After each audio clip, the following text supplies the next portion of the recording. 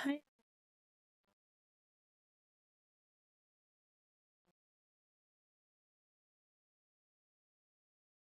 Today I'm going to be speaking about a passage from Romans chapter 8, verses 26 through 30. Let's listen.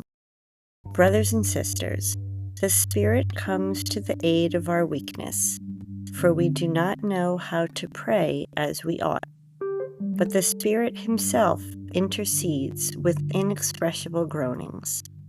And the one who searches hearts knows what is the intention of the Spirit, because he intercedes for the holy ones according to God's will. We know that all things work for good for those who love God, who are called according to his purpose.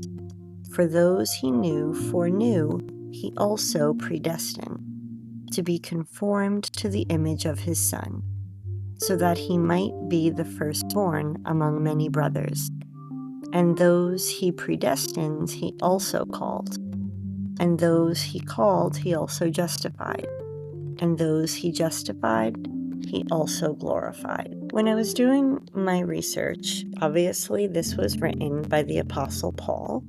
It was written around AD 57 during his third missionary journey. He was writing this letter to the Christian community in Rome. Many people there were Gentile converts trying to understand how Christ fit into the bigger picture of God's covenant with Israel. So this is a message from Paul after his reflection on struggle and sin and suffering. The Roman Christians lived under intense pressure, suspicion from Roman authorities, people who were rejecting them, and the inner conflict that they had between the Jewish and the Gentile believers. Paul wanted to assure them that even when life felt uncertain, God's Spirit is not silent. There's an image for the word intercedes when it was translated from Greek that meant someone stepping in between, like a translator or an advocate. So the Spirit literally stands between our weaknesses and God's will, praying for things that we might not be able to express. And then verse 28 apparently is, I didn't know this, the most quoted and most misunderstood. It states, God works all things together for good.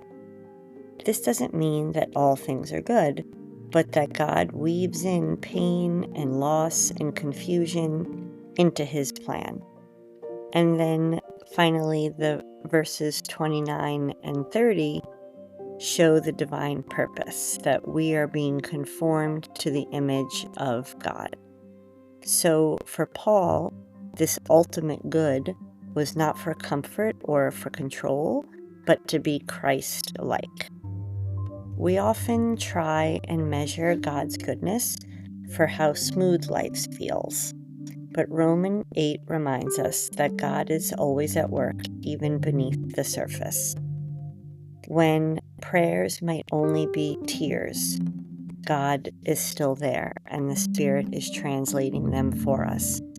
When the future feels like things we can't figure out or puzzle pieces that don't seem to fit together, God is arranging all of them to fit our purpose. And when life looks so uncertain, Christ's image is still being formed within us.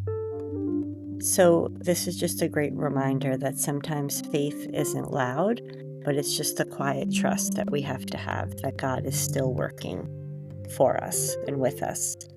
So journal prompts that would go along with this is, what situation in my life feels beyond words, and that I need the Holy Spirit to intercede for me?